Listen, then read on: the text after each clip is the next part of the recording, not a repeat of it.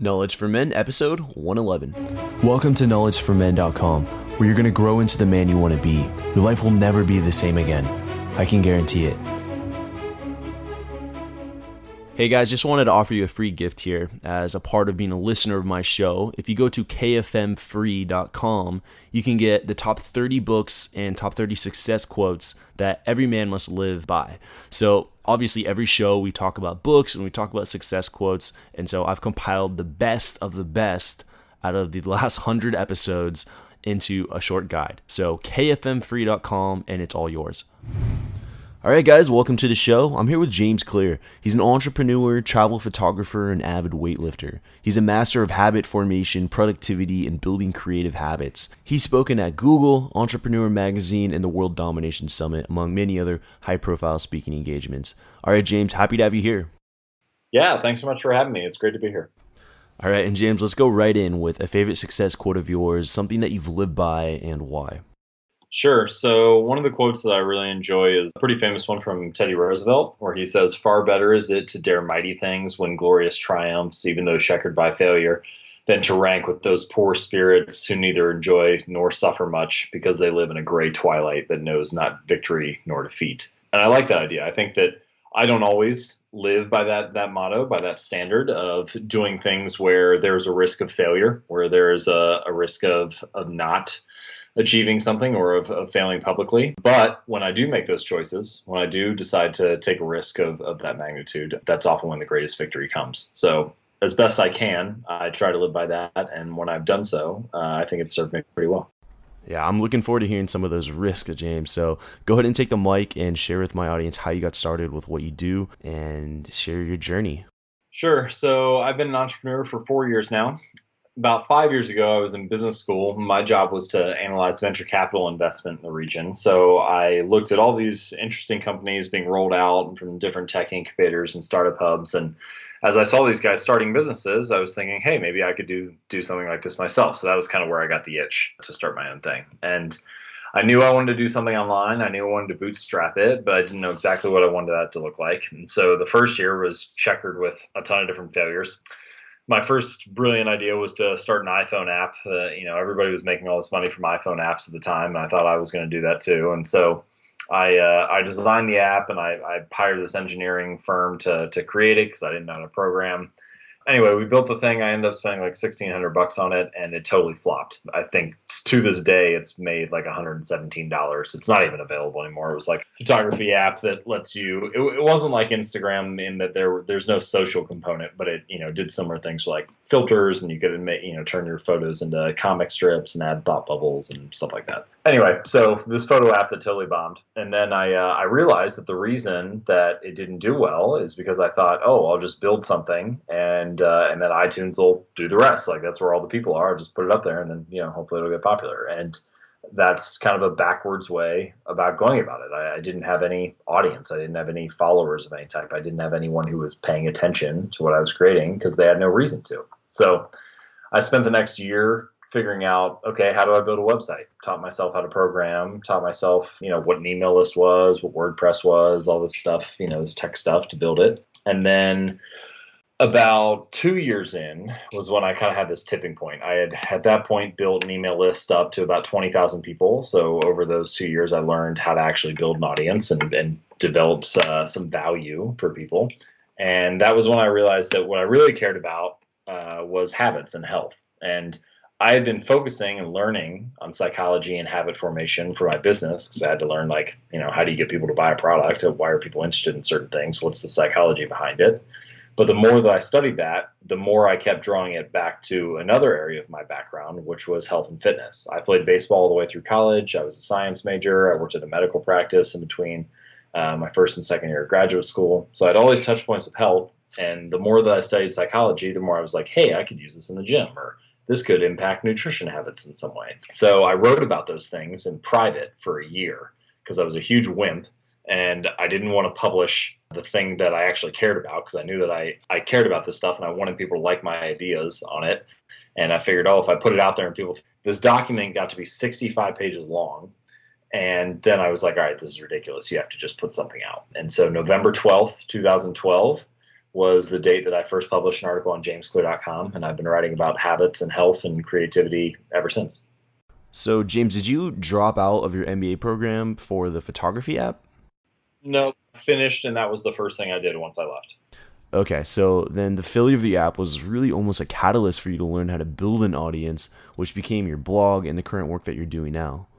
Yeah, the funny thing is, I didn't have a family, so I didn't have to support kids or anything. I didn't have any debt. I had about $10,000 saved up, which is what I lived on for the first year as I was trying to figure out how to make some money. So, like those three things, I mean, it was not easy by any means, but it was easier than it could have been, right? Like I could have had three kids who were relying on me or had a bunch of debt that I had to pay off. So, what I usually say is, it was as easy as it could have been for me, and it was still really hard. And I think that's just kind of the story of entrepreneurship. It's everybody has their own battle that they fight with it, or their own unique flavor or experience with it. But it's difficult, and it was a challenge for me for sure.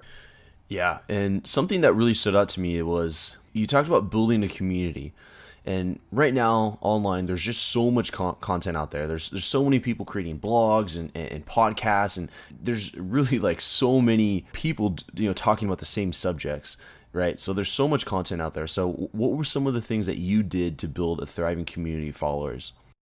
A lot through that experience, because now my email list at James Clear is almost 100,000, 90 or 100,000 at this point. And so a lot of those lessons transferred over from there. And I would say the main thing, the hands down, the thing that made the biggest difference was writing consistently. So I used to write whenever I felt motivated or inspired because I thought, oh, this is when I get my best ideas. This is when I get, this spark of inspiration or whatever. And I was telling a friend of mine, Todd Henry, about this, and Todd's a published author. And so I was like, Todd, what do you think about this idea that I get my best ideas whenever I feel motivated or get this spark of inspiration, and that's when I write? And he said, well, that makes sense. I only write whenever I feel motivated too. It just happens to be every day at 8 a.m. And I was like, huh. I took a step back, and that was when I first realized that, oh, amateurs do things when they feel motivated or when it's easy for them, when they feel inspired. Professionals do things on a schedule. They just show up day after day. And so that was when I realized, like, oh, I need to set a schedule for myself. And the caveat to this, or the flip side of it, is that you have to set a schedule you can sustain. So for a little while, I tried to write 5 days a week, and I burn out within like a month. But Monday, Thursday, there's enough recovery time in there for me that I can do that every single week. And so I have for almost 2 years now. And so writing consistently has made the biggest difference. Writing better work has also made a huge difference. Generally speaking, people hate those answers because they're boring and they're not sexy, but they're actually the truth. So I find that all of us, myself included, can produce better work. And really that's like the biggest thing is, are you showing up consistently and are you producing better work? Having said that, I think there are a couple things that I got right when I started jamesclear.com that I had learned from the start, that I learned from my previous websites that I wouldn't have known otherwise. So design matters a lot. And specifically, I think that eliminating all of the distractions on a website and making it easier for people to take the one action that is most important is a huge win. So if you go to my site, you'll notice that there's no sidebar. There are very few links in the navigation. It's really just the content. And the reason I do that is because I want to make it as easy as possible for people to fall in love with the content, to find value from it. And then at strategic points on the page where someone's actually looking to do something next, for example, at the end of the article, then I have little calls to action that come in at certain points. So if you get to the end of an article, right now I have a little sliding form that comes in and asks you to sign up. If you get down to the footer, if you read through all the comments and you get to the end of the page, probably looking for something to do next. So that's where I offer this free opt-in for my Transform Your Habits guide. So the way that I think about it is, how can I make it distraction-free for the user to do what they want, but then give them a call to action at a strategic point where they're actually looking to do something next, rather than interrupting them with a pop-up, for example, when they're not looking to do something next, when they're actually trying to consume the content. So the combination of good design, consistency, and then the third piece of the puzzle is promotion and getting your word out to as many people as possible. So I reach out to a wide range of outlets and have partnerships with a wide range of outlets that will run my work. So for example, entrepreneur.com or lifehacker.com, Business Insider. and a range of others. These are just some examples of places that will take an article that I write and then run it for their audience the next month. And through links in the article and bylines and so on, it'll drive people back to my site, and that's where they can sign up. Yeah, I mean, you mentioned that this is not what people want to hear, but sometimes that's just the stuff that works. And now, James, what were some of the habits that you developed after graduating from college or your MBA program that really helped you succeed as an entrepreneur? Well, one of the big things is that I didn't know what I didn't know in the beginning. And I think this is true for all entrepreneurs, is that you get started with something and you just, I know things now 4 or 5 years into running a business that I just couldn't know in the beginning because I hadn't been through it. And so I actually think this is one of the reasons why we repeat a lot of our mistakes as a human race throughout history, because sometimes you just have to experience something to understand it, or we each want to experience something ourselves in order for us to get it. So entrepreneurship was kind of that way for me. As far as habits go, I mean, I've been relatively disciplined throughout most of my life. I think that a lot of that comes from being an athlete. So, I played baseball the way through college. It wasn't a choice to I didn't go to practice if I felt like it. I went to practice because we had practice, right? So, or I didn't go to the gym if I felt like working out. I went to the gym because we were training that day, and some of that has stuck with me. And I think that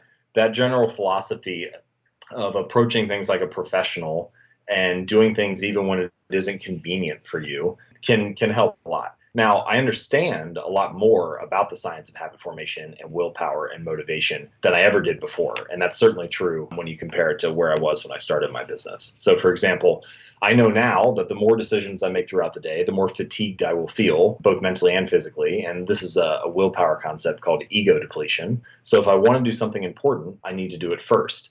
I didn't used to do that. I used to just do things whenever I, had enough guts or courage or motivation to do them, or it was urgent enough that I had to get it done. But now I look at my morning routine and I try to organize my day around, one, what's the most important thing for me to do, and try to do that first. And two, how can I manage my energy and not my time? I used to think a lot about time management. How can I get more stuff done in less time? How can I be more productive? Now I think about, what is my energy best suited for right now so that I can do really high quality work on whatever it is I'm working on. And then, I can do different things at different times. Can you give some examples of those? For example, my creative energy, I have discovered, is much higher in the morning. Maybe it's just because I'm refreshed or recovered in the morning. So that's when I block out creative tasks. I typically will get a glass of water, sit down on a blank screen, or pull up a previous idea that I've been working on in the document, and then write. And that's what my morning is blocked out to do, this creation time. I usually will not look at email until after noon. If I can push it back to later, I'll do that. But a lot of times it ends up being around noon. And then I leave stuff that I don't need to be super creative for, like responding to emails or doing interviews. I try to block those out as much as possible in the afternoon. I've also realized that my physical energy for lifting and working out is often best in the early evening. So I typically go work out sometime between 4 and 7 p.m. I obviously have more flexibility with my schedule than many people do, but I find that this general concept of taking stock of what your energy is good for right now, realizing how you feel, and then maneuvering your day so that you're actually putting good energy toward the tasks that are most important has worked really well. There's a book that talks about this in much more detail. It's called The Power of Full Engagement by Tony Schwartz. But the basic idea is we all have the same 24 hours. And, time is relatively useless if you feel exhausted and don't have any energy to put toward the tasks that you want to do. So if you can figure out how to move the important tasks to the time slots where you have the best energy, that can be really useful. Yeah, extremely important. I mean, because you could spend your best energy doing tasks that aren't even important, and then by the time it's time to do the real work, like you've already spent all of your energy. So now, earlier you mentioned that you did research on the science of building habits. So what did you find during this research? Like, what did you learn about habit creation? Sure. So there are a variety of books that I'll refer to. I can just throw them out now, I guess, and then I'll explain the basic habit loop and cycle. The first is, I'm a strong believer that identity and mindset dramatically impact your behavior, and we actually have a lot of research behind this at this point. The best book, or one of the better books to read on this, is called Mindset by Carol Dweck. She's a researcher from Stanford, and she talks about the difference between having a fixed mindset, which is saying, my talents are fixed, my abilities are fixed. I'm sort of born with some innate level of be like, oh, I'm just not naturally good at sales, or I'm not good at math, things like that. A growth mindset, which is the other option in her book, is very focused on learning and believes that you may not be the best at something, but everybody has some level of potential. And by taking this growth oriented mindset, we can work and try and practice and improve and gradually increase and maximize our potential to whatever that happens to be. This is going to be important in a moment as I bring up habits. So, Mindset is the first thing by Carol Dweck. Second book is called The Willpower Instinct. It's by Kelly McGonigal, who's also a professor at Stanford University. She talks a lot about motivation and willpower. And there are tons of studies in this book. One of the big takeaways is that when people talk about building new habits or forming good habits or sticking to a better habit, they often say things like, "Oh, I just don't have the willpower. I wish I had as much discipline as, you did or as person XYZ does." What McGonigal has found is that the number one way to improve or increase your willpower is to figure out what derails your willpower. And that sounds really simple, but most people don't take time to write down a list of all the things that could take them off course with their habits. So if you're trying, for example, a new diet, you could write down, all right, what are all the reasons that I would lapse, that I would lose willpower, that I would go off of this diet, that I would make a mistake or slip up or whatever. And by developing this list of things that can take you off track, that you can then develop a list of ways to either prevent those things, remove those triggers from the environment, or bounce back more quickly once those errors or mistakes or slip ups occur. And this is particularly important, I think, because top performers, when it comes to habits and behavior, make just as many mistakes as everyone else. It's not that they're perfect and that they never get off track. It's just that they figure out a way to get back on track more quickly.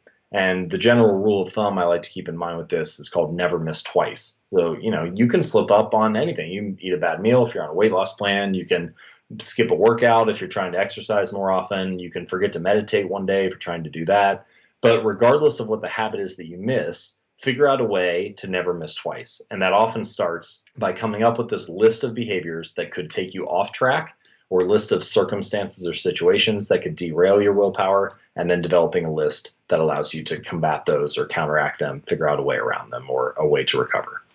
And then the final book is called The Power of Habit by Charles Duhigg. It's a big bestseller, and it summarizes a lot of the research on habit formation. It doesn't go into everything, but I think he does a pretty good job of covering the basic habit loop, or the cycle, the way that science currently understands how habits work. And the current habit loop has 3 steps. The first step is a trigger. So this is the thing that prompts the behavior. For example, your phone rings. The second step is the routine, and this is the habit itself, the actual behavior, the thing that you repeat. So for example, your phone rings, that's the trigger. You answer the phone, that's the routine, that's the habit. And then the third part of the habit loop is the benefit or the reward. This is the benefit that you get for doing the behavior. So for example, your phone rings, that's the trigger. You answer the phone, that's the routine, that's the habit. And then you find out who's calling, or you satisfy your curiosity for why they called you. That's the benefit or the reward. And what happens is that if the benefit is positive, if you have this good reward associated with the behavior, it tells your brain, hey, next time that trigger happens, then let's do this same thing again. This was good. It gave us something beneficial last time. And both good and bad habits follow this loop. So even though a bad habit might be, people consider it bad for you, for example, smoking, there may be some reward associated with the behavior. So maybe it's a biological reward, like the nicotine hit. Maybe it's a social reward, like smoking with your friends and you feel some sense of connection. But there's some kind of benefit associated with the behavior. And so that's the basic arc, the basic loop that most habits follow. And if you want to change your habits or manipulate them in some way, you can start with either end. So you could, for example, look at the triggers or the cues that cause that habit to occur. Often these are environmental. So I'm really big on environment design. How can we structure our environment to prompt better behaviors and prevent the bad ones? And we can talk more about that if you'd like. And then the second time, or the second piece, is the benefit or the reward. So you can think about, what am I getting from this? And then is there a new behavior, in the case of bad habits, that I can substitute that will give me the same benefit? And if so, then how can we tie that in at the right time and in the right moment to make sure that I get that benefit when I need it and don't fall back on this bad habit? Yeah. What about overcoming the lack of motivation to start and keep a habit? For example, let's say I wanted to wake up every morning at 5:30 a.m. and I only did it twice last week. This is actually a true story, by the way. This may have happened this week. Actually, I think far too many people rely too much on motivation when it comes to building new habits. So, one way of thinking about motivation and willpower, and this is what BJ Fogg, who's a professor also at Stanford, who writes about behavior design, what he refers to as motivation waves. And the basic idea is you can think of your motivation as ebbing and flowing throughout the day. Sometimes you feel really motivated, sometimes you don't feel motivated at all. And the key, if you're trying to make a habit a routine, is to make sure that you can do that new habit with very little motivation. Because, as we mentioned, motivation is fickle, it rises and falls. Habits, by definition, you want to be consistent. You want to do them regardless of how you feel. And so if you're trying to build a new behavior, it's best not to rely on something that's very fickle.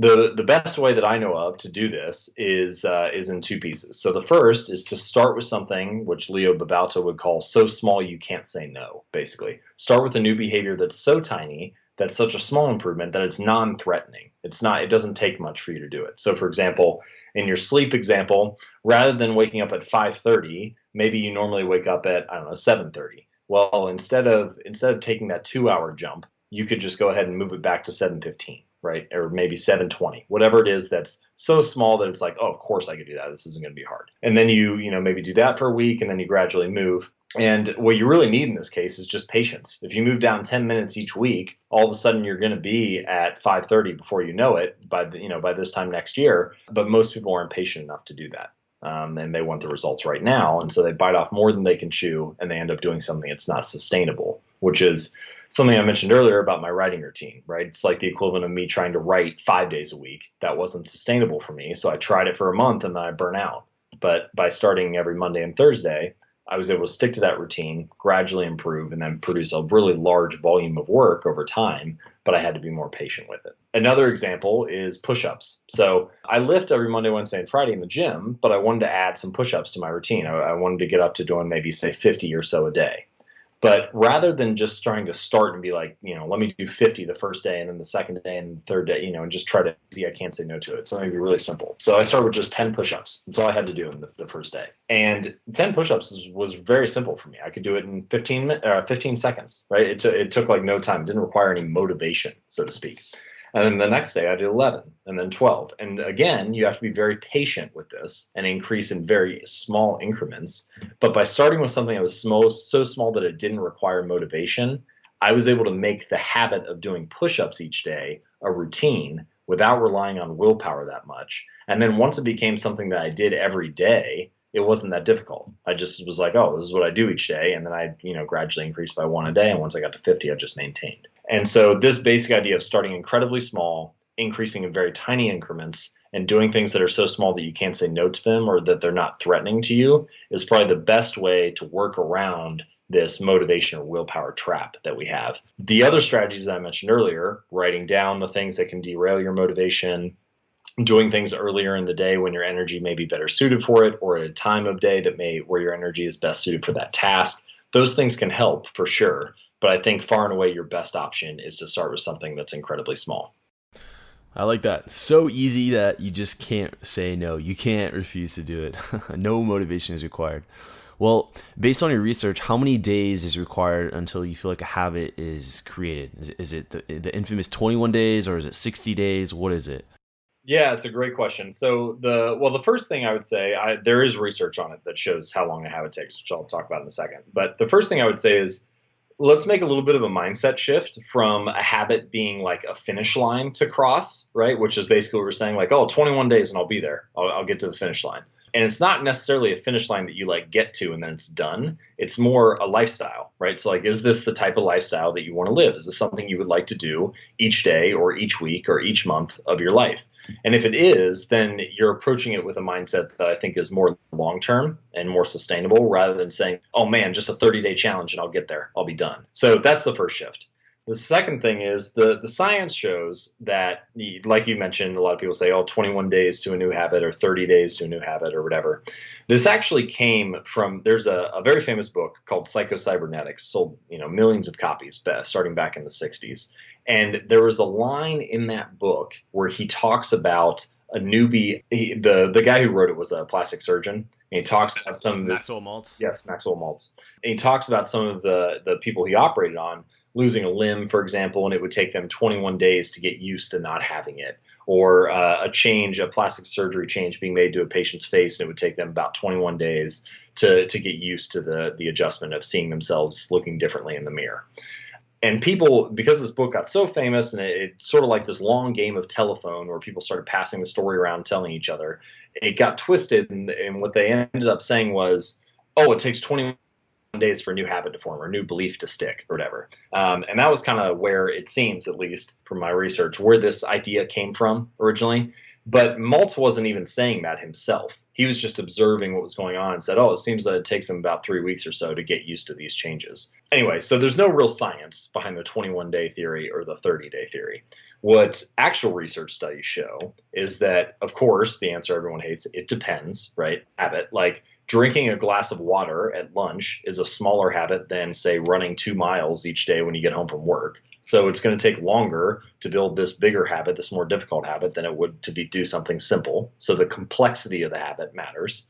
But even within that, really, really small habits usually take 18 or so days or more to stick. And really big habits can take much longer, like 8 months or more in order to stick. So we're talking about a very long timeline. And on average, for the typical habit that was studied in this research, which came out of University College London, we're talking about, all right, your typical habit's going to take you over 2 months. And I think that this general idea, rather than getting wrapped up in, oh, it takes 21 days or 18 days or 66 days or whatever it is, the idea of, okay, I'm going to need to commit to this for a while. This is going to be a monthly process. This is going to be something that takes some time. And as I mentioned before, this is a lifestyle shift. I'm trying to make decisions that I'm happy with for the rest of my life rather than a finish line to get to and something to accomplish and check off. That's, I think, the better philosophy and mindset to take to a habit formation, and gives you a more healthy idea, a realistic idea of how long the timeline is. So again, the answer is it depends. And, I think that's good though, because you don't want to hit the 21-day mark with a habit and be like, oh, I did the 21 days, but it's still not sticking. What's happening there? True. The other thing to note that's really important about this is that the research showed that regardless of when it occurred in the formation of a habit process, missing a day, so you can miss the first day, you could miss the 15th day, the 50th day, the 500th day, whatever it is. It showed that regardless of when you miss, regardless of when you slip up on your habit, it has no measurable impact whatsoever on your long-term success. So this goes back to McGonagall's point about willpower and writing down, what are the things that take me off track? What are the things that can make me miss? How can I make it easier for me to get back on track quickly? And I think this is particularly important. It seems like, especially for health habits like nutritional and diet stuff, people have this all or nothing mentality. Like, oh, if I don't stick to this diet, if I binge eat one day, then I completely ruin it, right? And it's like, oh, I might as well give up. And then it takes them 2 or 3 months to get motivated again and try it all over again. But realizing this, that missing has no measurable impact on your long-term success, you start to realize, oh, it's more about getting back on track, recovering from my failures, and maintaining some sense of consistency, some level of average speed over the long term that actually leads to significant results. And I really like to hear that, because building this whole business and community, it is the long term. It's the long term, consistent episodes that keep coming out that's, building the community over time. Earlier, you talked about structuring an environment to create habits. Can you elaborate more on this? Sure. So the basic idea, I like to call it environment design. It goes by a couple different phrases. If you want to look up some of the research on it, the phrase they use often is choice architecture. So the basic idea is, how can we design or architect the environment around us to promote better choices, to promote better habits, and make it easier to do the good habits and more difficult to do the bad habits. And one of the phrases that I find particularly useful for this comes from BJ Fogg, who says he uses the phrase designing for laziness. So the example he gives is that he wanted to eat less popcorn. And so he went into his kitchen and he took the popcorn out of the pantry, walked down the hall, went to the garage, climbed up his ladder, and put the popcorn on the highest shelf in the garage. Now, if he really wants popcorn, he can just go out and get the ladder and go get it. But if he's designing for laziness, if he's making his default lazy decision, he's not going to go out and do that. And if you look at the environments that we live in, whether it's the living room is arranged, there are a variety of things that act as stimuli for your default action. If you walk into pretty much any living room, all the couches and chairs face the television, and there will be, a remote on the table or on the couch or wherever. So if you sit in that room, you have an immediate environmental cue to say, hey, look at that TV and watch it, pick up this remote and turn it on. If you restructure your environment, now I'm not saying you have to restructure your entire house, for example, but if instead you sat on a chair that faced an end table with a book on it and the remote was hidden in the drawer or the TV was unplugged and placed in the closet, then you wouldn't have that same environmental cue triggering you to do that behavior. And what we find is that humans often respond or make choices and habits and behaviors, take actions based on the environment that they find themselves in, not necessarily how they feel or what they really, really want to do. It's often just a cue or a response to the environment. For example, if I walk into the kitchen and my girlfriend's made a plate of cookies and has them on the counter, I'm going to pick it up and eat one. I don't even need to feel hungry or to be desiring a cookie at all. I could, not even be thinking about it in any way. But when I walk out, I have this cue, this visual stimulus that says, oh, hey, this is here. And then I just eat it because it's there. It's just a response to the environment. On the other hand, you can do the same thing with positive habits. So when I wanted to make flossing like a never fail, no miss routine, I got a little bowl, bought some of those pre-made flossers, and set it right next to my toothbrush. So when I brush my teeth every morning and every night, I put my toothbrush down, and there's a visual cue right there. Oh, flosser, I just pick it up and do it. Now I never forget. And so it's just by restructuring that environment, because they used to be hiding in a drawer in the bathroom or something where I wouldn't see them, right? So this basic idea of out of sight, out of mind type of thing is true to a certain extent. And we see this in a wide range of areas. The book Nudge, which was written by Richard Thaler, talks about this a lot. For example, the products on shelves at eye level in supermarkets are bought more than the products that are down at your feet. And it's just because there's more of a visual cue. They're easier to see. So the basic idea or the argument he makes in his book is, look, something has to go on the top shelf, right? Something has to be easy for you to see. Some things have to fill that void. So why not fill them with healthier decisions? Now, you can't figure out or you can't determine what's going to be on the shelf in the supermarket, but you can do that in your house, right? You can prime yourself so that healthier snacks are higher in your refrigerator or higher up in the pantry. And things that you want to do less of are hidden away in the closet or tucked down on the lower shelves. So this idea of making your environment designed to promote the good behaviors and prevent the bad behaviors can actually be really powerful for making long-term changes and making things more mindless to initiate. And that's probably the other way to use environment design, which is there are many behaviors that you want to do routinely, but that you're never going to be able to do unconsciously. So, for example, working out and going for a run. You're never going to be able to run for 3 miles and just be like, oh, I just did that automatically, like biting my fingernails or brushing my teeth, right? It's not going to be a habit like that. But you can make the initiation of that behavior more mindless and more automatic. One great way to do that is to prime your environment. So you could lay out all of your workout clothes or your gym bag before you go to work so that when you get back, they're ready for you and you don't have to get ready, right? You have this environmental cue that primes you to do it. Or you could already fill up your water bottle, whatever. So these ideas of priming your environment to make the good behaviors easier and the bad behaviors harder is a great way to use environment design and choice architecture to promote your behaviors without the need for willpower or motivation, or at least for less willpower and motivation.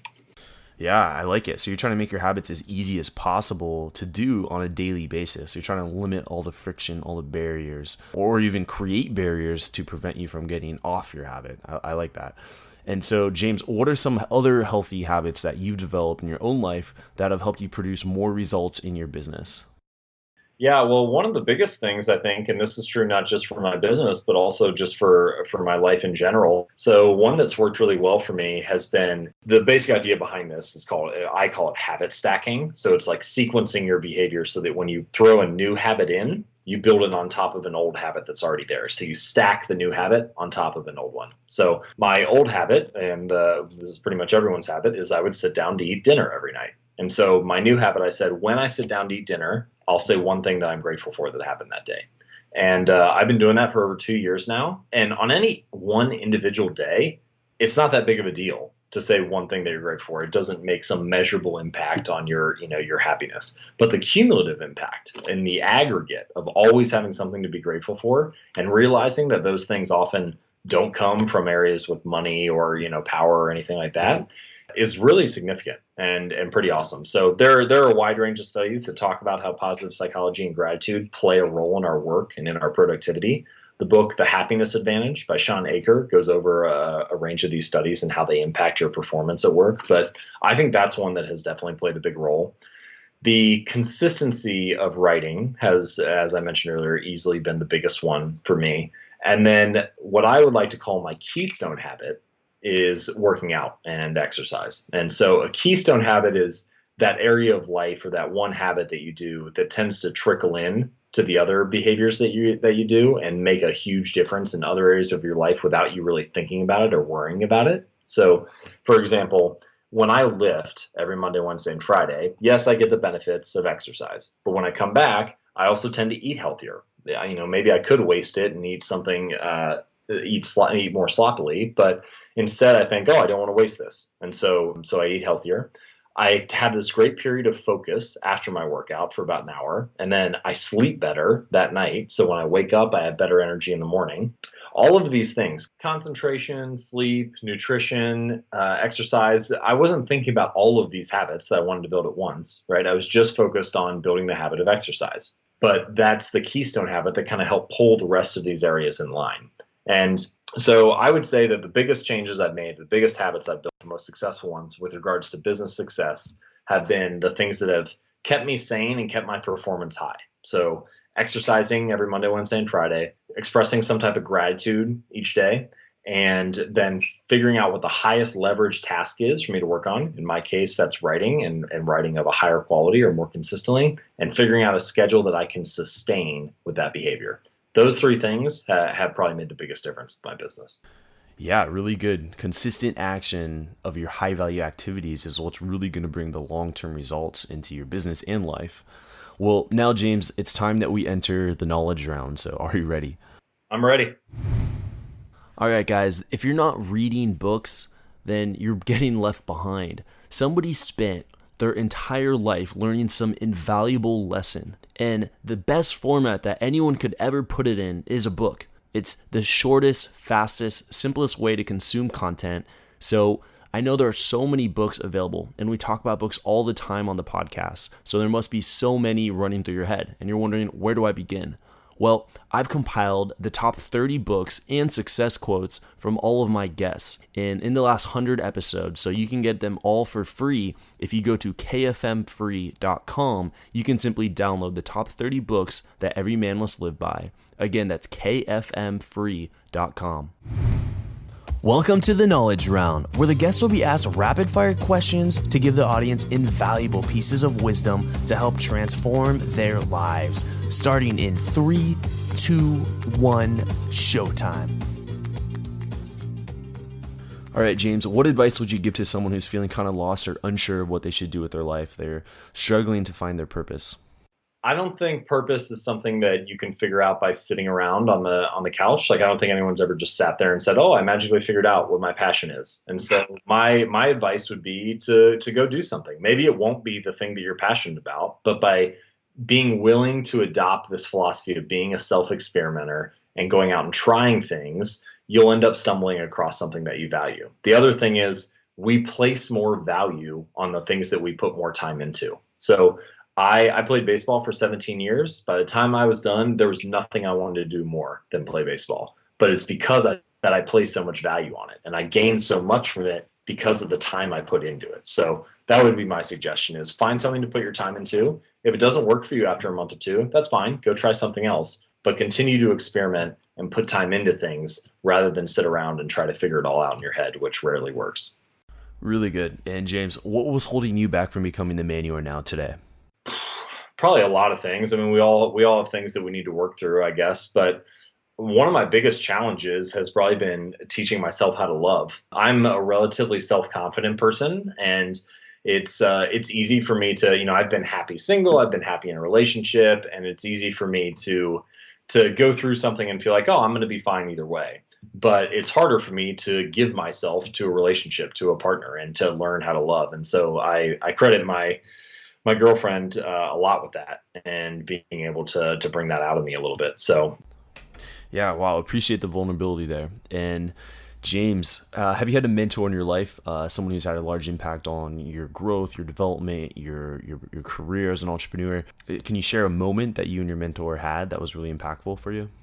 I mean, I have plenty of people that I look up to in business or in sports and health and so on for specific things. I think it's good to, for people you don't know, I think it's good to look at them for, a particular thing that they're good at. But I try not to idolize or worship anybody, any expert, so to speak. The people who've probably made the biggest impact mentorship wise for me have been in my own family, people that I've been incredibly close to. So my dad, my grandfather in particular, and learning about how they approach life. Some of the best moments of my entire life have been just sitting in the sun with my grandfather on the hillside before he passed away. That was when I learned a lot about what life was about, what happiness was about, what satisfaction and success are about. And at the end of the day, regardless of the impact that we want to make in the world, and I would like to make, my own impact, and the dent that we want to put in the universe with our work or with our the way that we live. At the end of the day, all of us just want to be able to feel like we provided some value and feel satisfied with what we've done. And those are things that I probably learned from the men that I've been closest to, my dad and my grandfather. Yeah, I really like that one. And James, what are your three most influential books? I know this will be tough for you as a writer. Yeah, but what are your three most influential books? And if you can explain why. The first one that comes to mind is Complications by Atul Gawande. First of all, I love health and medicine, so that's one reason. That's what the book is about. But secondly, the way that he wrote the book. It's incredibly well written. He does a very good job of showing the human side of health and medicine and being a doctor and how it's this imperfect science. And when I finished reading that book, I just thought, I would love to create something that good someday, right? Something that's like a work of art, a piece of quality to that degree. Another book that falls into that category is called The Emperor of All Maladies by Sid Mukherjee. And The Emperor of All Maladies is the story of cancer. It's this 500-page book, very long, but the last 100 pages are references and research in a selected bibliography. So 20% of the book is the research that he put into it. And that idea of putting that much work, it was basically this Herculean effort to create it. I like looking at things like that because they remind me of the fact that it's really intelligence and talent and all of that matters. It makes a difference, but it's really just about who puts the effort in, who tries hard enough to create something of serious value and of significant importance, and then something that can actually help, shift the lives of people in some respect. So those are the two that I would probably say. I'll have to think about the third one. I don't know. There's so many great books out there. The best book I've probably read this year has been Surely You're Joking, Mr. Feynman, which was fantastic. It's the story of this brilliant physicist, Richard Feynman, and his incredibly curious adventures through all sorts of life. All right, I have to check out some of those books there. And for all the guys listening, you can get a free audio download.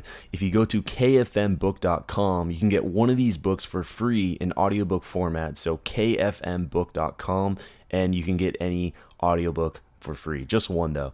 All right, and on to the next question here, James. Imagine you had 60 seconds with your 20-year-old self. What would you tell him to do, and what would you tell him not to do? The first thing that I would say to do would be to start sooner. So, I don't regret anything that I've done with the path I've taken, but be awesome if I was in my seventh year of entrepreneurship instead of my fourth, right? The only way to learn is by going through it. So get started, start sooner. And the other thing I would say about what not to do is don't sacrifice business or results or, I don't know, success, whatever that happens to look like in your mind, for the relationships of the people around you. It takes effort to stay in touch with friends, especially after everybody goes their separate ways and starts building families and having children and so on. But it's worth it. It's worth that effort, especially for the close friends and family. And I would say that there might not be anything more important to make time for. So make sure you make time for that. That it's really good that you brought that up, because any guy who's really trying to be, a high achiever and accomplish a lot and go after their goals and their dreams, you're going to have to make some sacrifices. And oftentimes with those sacrifices comes the relationships that we have. So I'm really glad that you brought that up. It's incredibly easy to make that excuse too, because your close family and friends are going to be the ones who always forgive you for it. So because they're always saying, oh no, it's okay, we understand, like we know this is really important to you, it's really easy to rationalize not doing that. And I think that makes it particularly important to not fall into that trap. Oh yeah. And now looking back on from where you were with the iPhone app after you graduated from your MBA program to now the success of your blog and speaking career and having traveled the world, what would you say is your philosophy on life and success? I don't know if there's any one grand philosophy I have. The central thread that ties most of my work together is to make tiny improvements and to leverage, the science of habit formation as much as you can to make those improvements consistent and easier. But as far as a philosophy for myself, I think that I'm just trying to do the best that I can with what I have and to make an impact for the people that I happen to come across, for the people that, venture into my sliver of the universe. And if I can help the people that I face, whether that happens to be, my family or the people who read my work in some way, then that's good enough for me. And I'll just try to do the best I can with that. I like it. Now, what's really exciting you today? What are the current projects? What's getting you out of bed in the morning? All that jazz. Yeah, I'm really excited about one. I feel like that the central thread that I just mentioned to you, that's coming together a little bit more. So I feel like I'm feeling that in the community. So I'm excited about the growth of the community and the idea that we all embrace this, this philosophy of tiny gains and incremental improvement and habit formation. So I'm excited to write for an audience of people who care about that. I'm working on my first book right now, so I'm excited about that as well. Probably about 50,000 words done now, and hopefully turning it into something coherent and useful soon. Yeah, so I'm excited about those two things, and then photography also has me very excited. I just published a recent photo essay from a trip I did to Scotland, and I'm working on some other compelling trips, possibly to the Middle East later this year. So it should be fun. Yeah, looking forward to the book that you have coming out. Wasn't aware of that, and I'll be checking out your website, jamesclear.com. So, James, thanks again for being on the show and sharing your story and life lessons here with my community. Yeah, thanks so much for having me on. I know if some people are looking for more information, obviously, as you mentioned, jamesclear.com is fine. If you want more on the habit formation and specifically some of the strategies I mentioned around willpower and some other exercises to do, there's also a free guide I put together. If they want that, it's called Transform Your Habits, and you can get it at jamesclear.com/habits. All right, guys, that's going to wrap up episode 110 with James Clear. Thank you for listening to the Knowledge for Men podcast show. It's been a pleasure having you be a part of a thriving community of men who want to crush it in all aspects of life. I'm on a mission here to inspire millions of guys, and with your help, we're going to make a dent in the universe. Check out knowledgeformen.com for a ton of free content that's designed to help you live a remarkable life. Again, that's knowledgeformen.com. I hope to see you there. And always remember, 2014 is the official year of the crush, where we take action to get the life we've always dreamed of. This is your host, Andrew Farabee, and until next time, let's do it.